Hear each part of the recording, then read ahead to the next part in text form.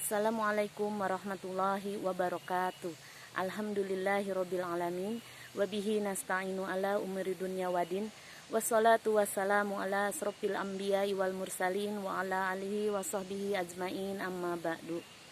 Perkenalkan, nama saya Is Aisyah, penyuluh PAI non PNS Kecamatan Sukahaji. Tema kultum yang akan saya sampaikan pada kesempatan kali ini yaitu bertema bahaya narkoba.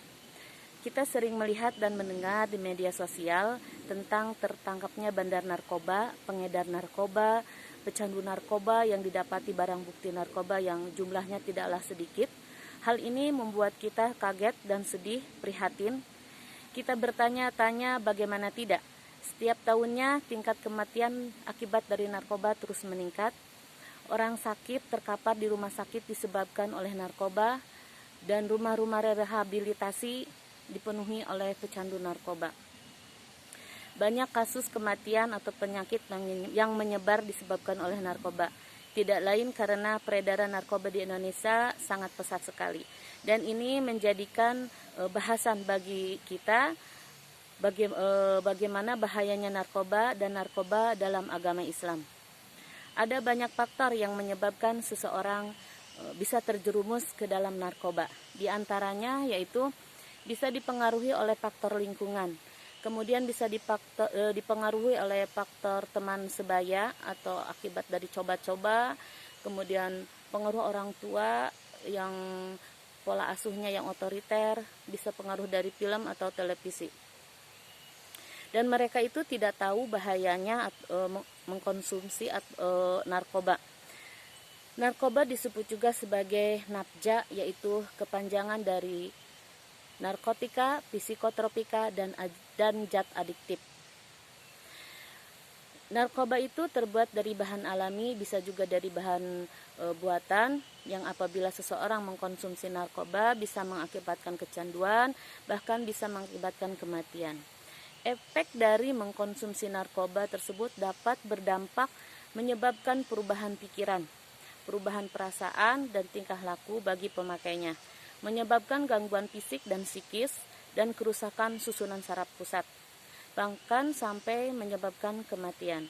Bagi para pelajar akan sering membolos, menurunnya kedisiplinan dan nilai pelajaran, menjadi mudah tersinggung, cepat marah, sering menguap, mengantuk, dan malas, tidak memperdulikan kesehatan diri, bahkan bisa menjadi suka mencuri. Karena bahayanya narkoba, maka para ulama memasukkan narkoba ke dalam pembahasan mufatirat atau pembuat lemah, dan mukadirat pembuat mati rasa. Hukum khamar sudah jelas hukumnya haram. Lalu bagaimana dengan hukum narkoba dan turunannya?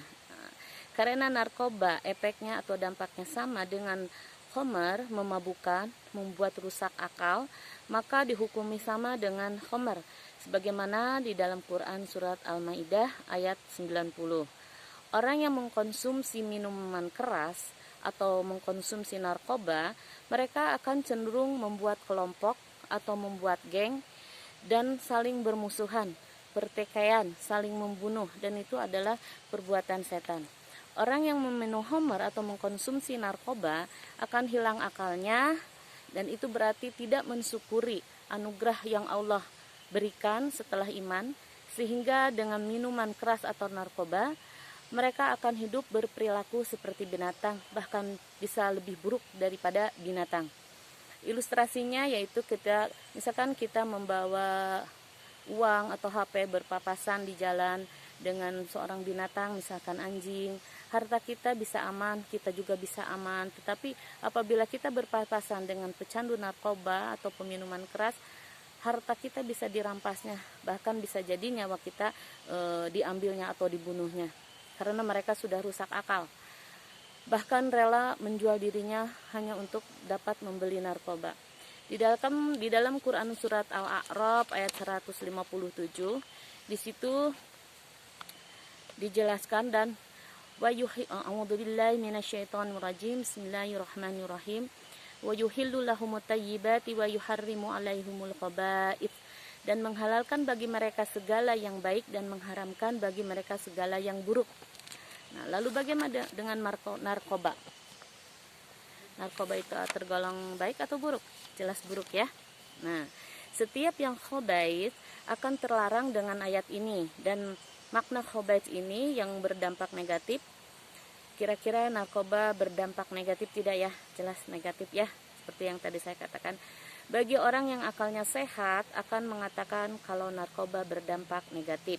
Karena itu, narkoba diharamkan. Mungkin ini saja yang bisa saya sampaikan pada kesempatan kali ini. Wabillahi taufiq wal hidayah. Wassalamualaikum warahmatullahi wabarakatuh. Assalamualaikum.